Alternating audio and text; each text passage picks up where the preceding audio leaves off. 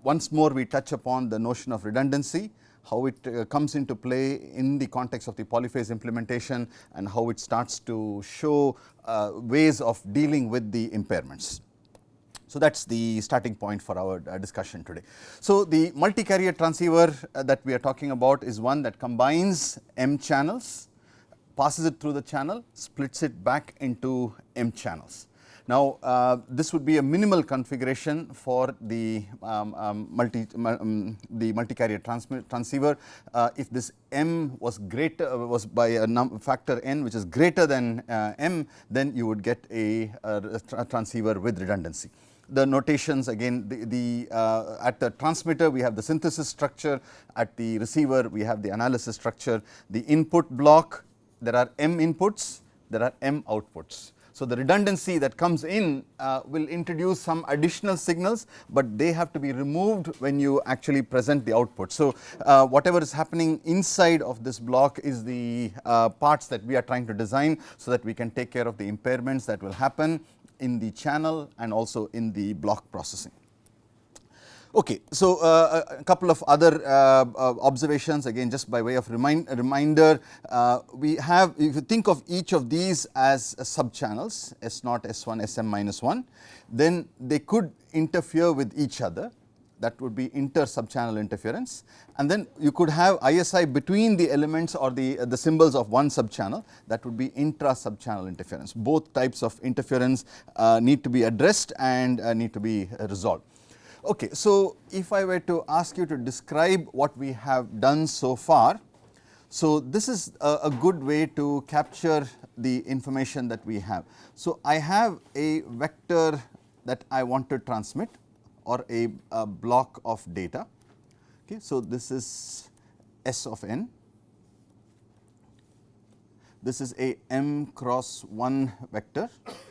I would like to pass it through a converter that does time division multiplexing to frequency division multiplexing. That is the synthesis portion, and we would like to introduce redundancy. With redundancy, we have not yet exactly specified, but we know that there will be redundancy that will be brought into the picture. Then this is the signal that passes through the channel. The signal with redundancy passes through the channel. The channel model that we gave yesterday said that there are nu plus 1 taps. C of z is equal to j equal to 0 to nu C subscript j z minus j. Okay, that is the channel model that we have, nu plus 1 taps. It is an ISI channel, new symbols of ISI. We do have noise as part of the system. However, we are not specifically doing anything to suppress it. It will be part of the and I will indicate to you where the noise actually shows up. Then at the receiver, so that's the channel is the channel C of z plus the noise. At the receiver we have to do the reverse operation of splitting the subchannels. So I call it FDM to TDM, the individual subchannels. Okay. And at this point we also have to do the processing needed to remove the redundancy. Whatever redundancy we have introduced needs to be removed, and leaving us with a vector S hat of n, which is also a M cross 1 vector. Okay, so basically we have to link these two elements, and we have to demonstrate that. Okay. Now, after going through the polyphase, polyphase decomposition for the analysis, for the synthesis, I believe you will be comfortable if we drew the following figure. Okay, so I have the polyphase component matrix of the synthesis filters, which are represented by G of Z. G of Z. There are M inputs going in.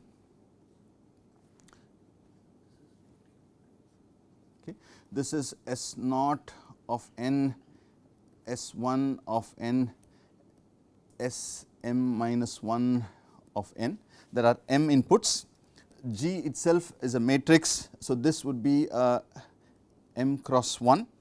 G itself is a n cross m, m input, n output. So, this is where the redundancy has come in, but we have not explicitly indicated where the redundancy is coming in. So, we will just show that there are additional branches that are present. We will label them as x sub 0 of n. This would be next one would be x 1 of n.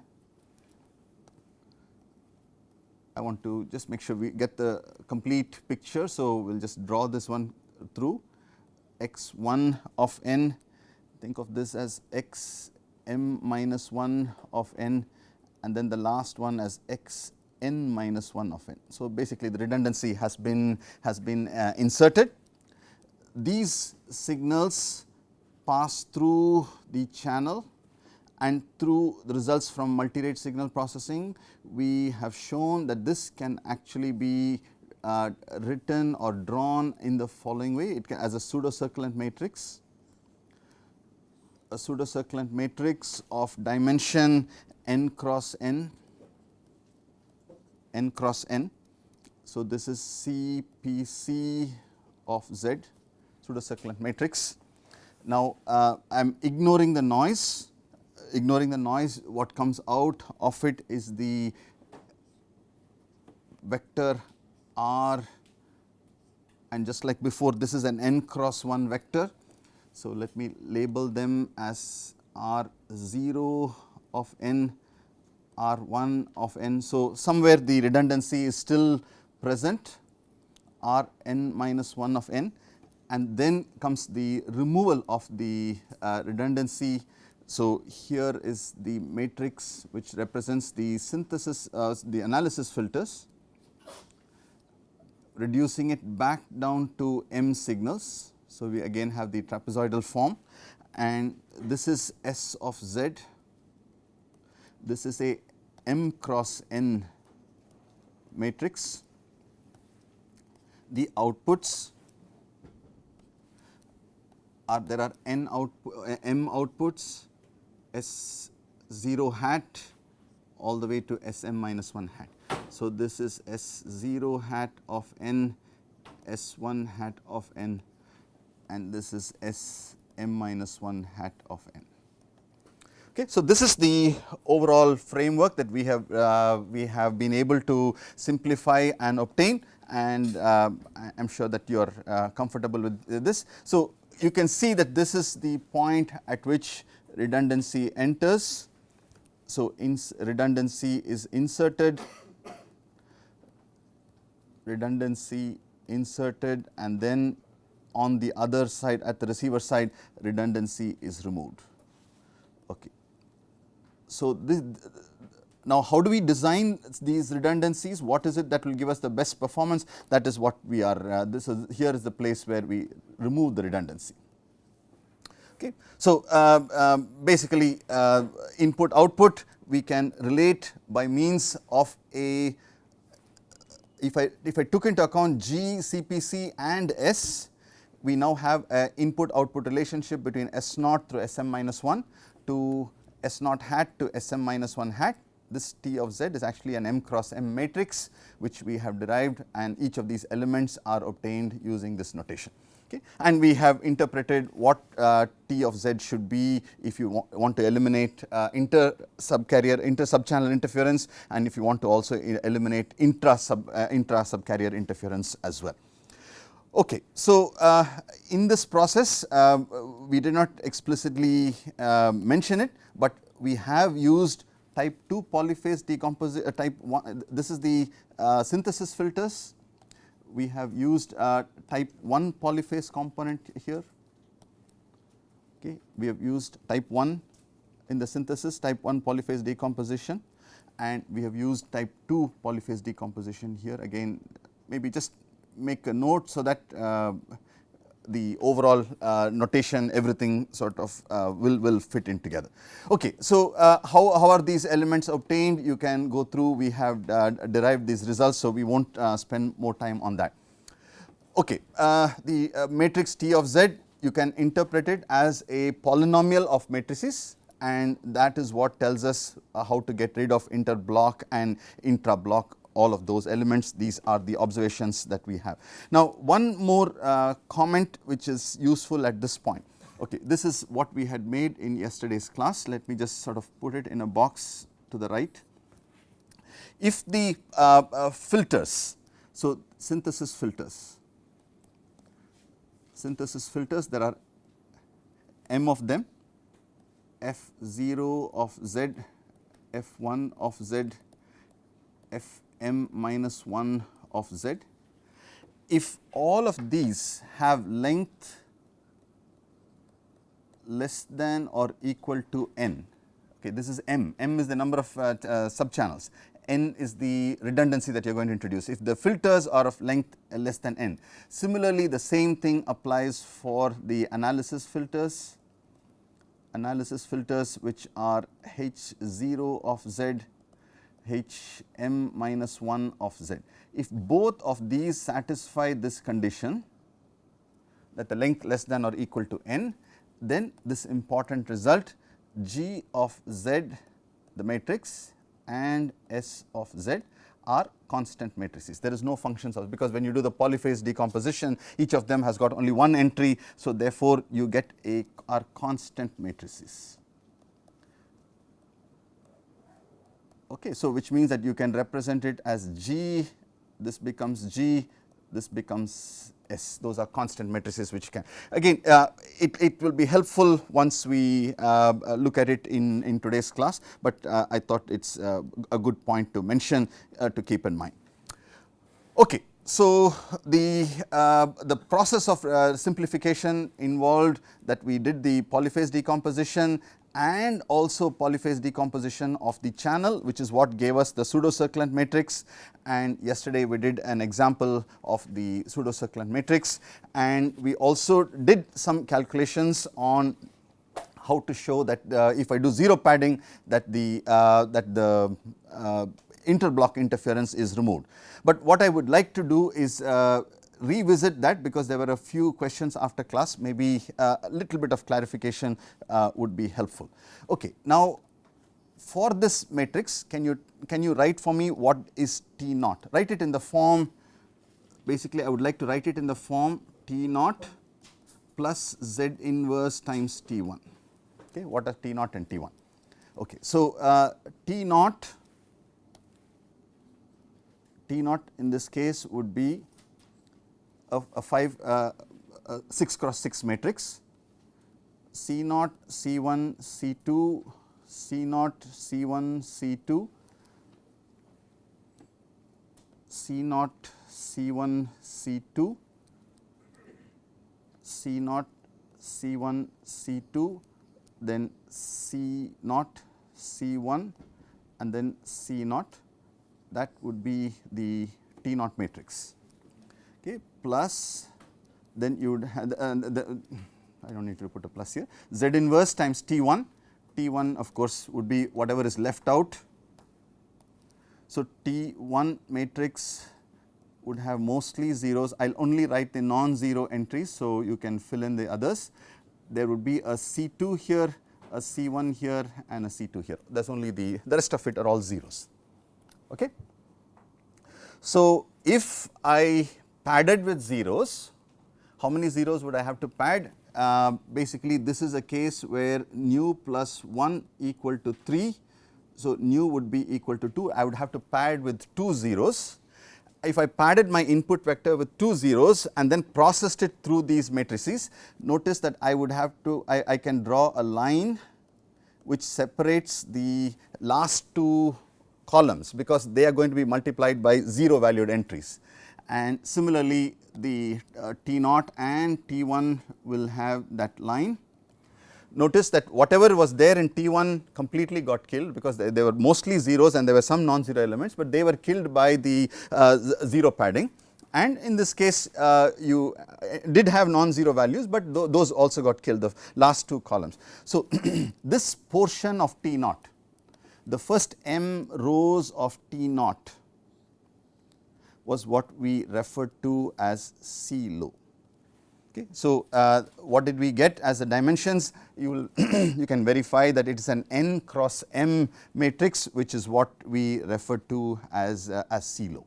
Okay. So, some observations, if the earlier argument was maybe a little bit confusing, maybe this is one additional way of visualizing it, or maybe even one more way of visualizing it. The R vector we said is the S vector with the zeros appended.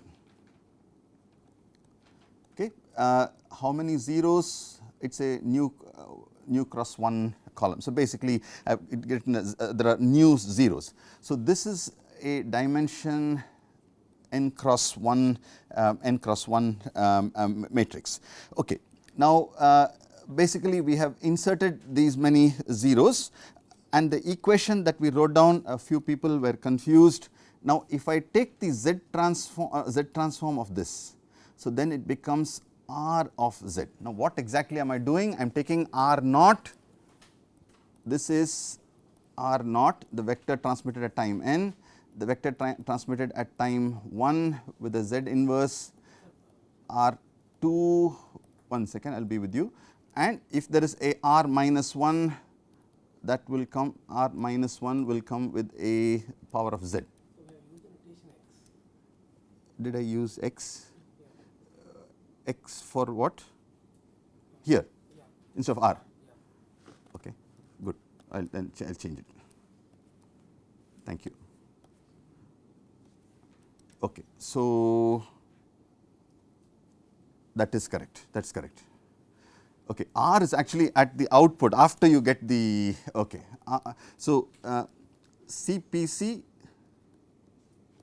times X is equal to R, right? That's basically X is the vector going into the pseudo circulant matrix. So, the only way I can write this correctly it would be, this would have to be X of Z, this would have to be R of Z.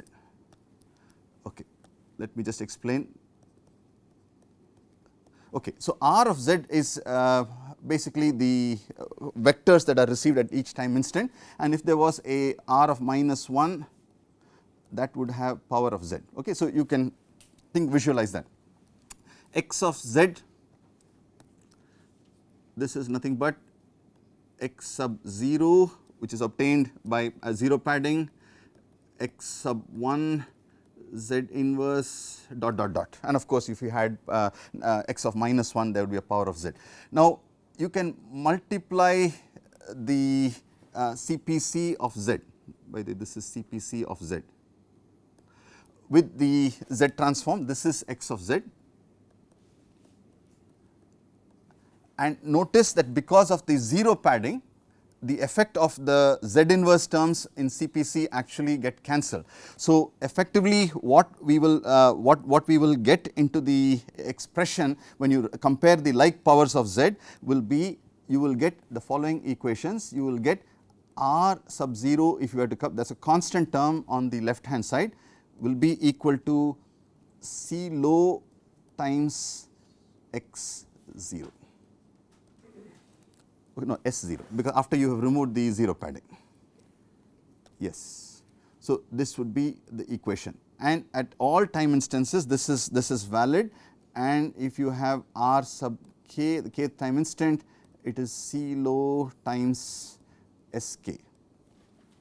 Dimension of C low, as we mentioned, is an n cross m, and we know that n is greater than m because of redundancy.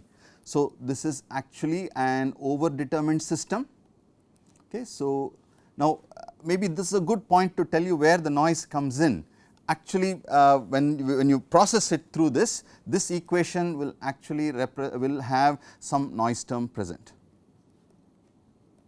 Okay. So, basically the received signal is S of k passing through the channel plus some corrupted by noise. Now, this is an overdetermined set of system in the presence of with noisy observations. So, the best thing that we can do is the least square solution. Least square solution, the best estimate of Sk will be the least square solution, which is what we wrote down yesterday. the least square solution says that the best estimate for Sk in the presence of uncorrelated Gaussian noise would be Sk equal to the pseudo inverse, Moore-Penrose pseudo inverse. Yesterday we had written a dagger symbol, that is nothing but the Hermitian. So, we will write it down with the Hermitian. C low Hermitian, C low is a constant matrix. So, this is well defined, inversion of that times C low Hermitian times R of n. Okay. So, this is a block by block decision process, there is no interblock interference, and the way we have gotten rid of the interblock interference is primarily because of the zero insertion. And so, maybe what is worth noting here is that C low corresponds to the first m columns of T naught. Okay, all the other terms got killed because of the zero padding. Okay, so this is the framework that we derived yesterday. So I hope you are completely comfortable with this representation. So maybe it is good for us to do a block diagram that actually implements this. It may seem a little trivial, but I think this is a potential area where we could avoid any possible confusion. So, I take S naught of n, I upsample by a factor of n, and basically this is the synthesis part where we are combining the signals, where redundancy is going to be introduced.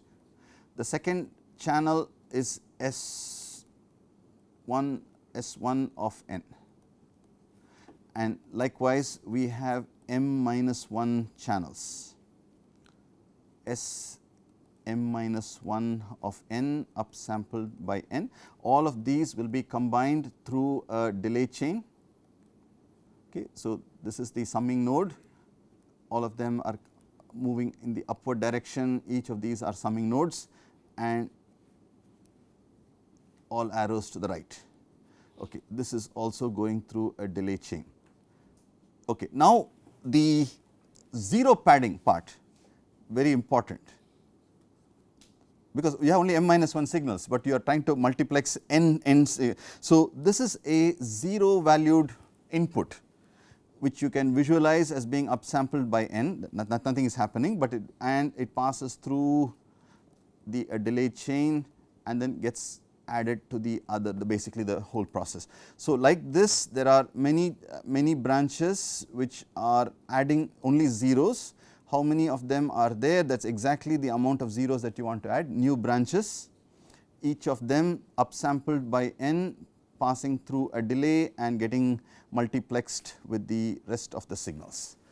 Okay. So, this is the representation of the signals there. Now, this combined signal, multiplex signal, which now has the redundancy in the form of zero padding, passing through the channel C of z.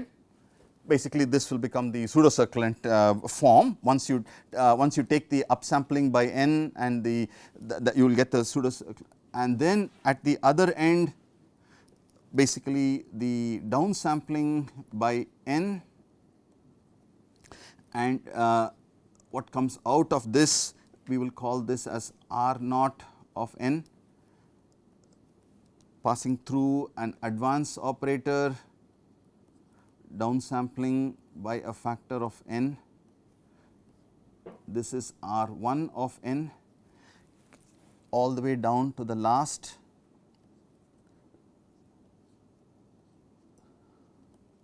Z inverse, downsampling by n. This is R n minus 1 of n. Okay. So, this is the insertion of the redundancy and what came out of it. So, I throw away the last new entries of R, is that what I should do? How do I get rid of the redundancy? How do I get rid of the redundancy? Not at this stage. I can only remove the redundancy. The reason the redundancy is to help me solve the output. So, basically from here, from this set of outputs, I have to get S hat of n, and that is through the pseudo inverse, and that pseudo inverse actually requires you to have this entire vector. So, do not throw any of these samples away, not yet. The removal or the exploiting of the redundancy and removing it is actually implicit in the pseudo inverse computations that we will show. Okay. So, this is a good point for us to sort of summarize and say, okay, now we have a good handle on what it is that takes the ability to work with zero padded systems and how it all works together, why we are able to get a very clean solution, and we are able to get now the question that we asked yesterday's class was, by the way, we can go back and expand on these in terms of the C of Z. Okay. Now, this is the channel model. C of Z is equal to n equal to nu C of n Z power minus n. It is a symbol space channel model, and the structure of the pseudo circulant matrix, again one more time for the full representation we have. We will not expand on this anymore. The pseudo inverse also has been described. This was in as yesterday's class. And the last question that we asked is there any other way by which we could exploit redundancy and also take advantage? And for that we said, yes, there is the processors which will have the cyclic prefix.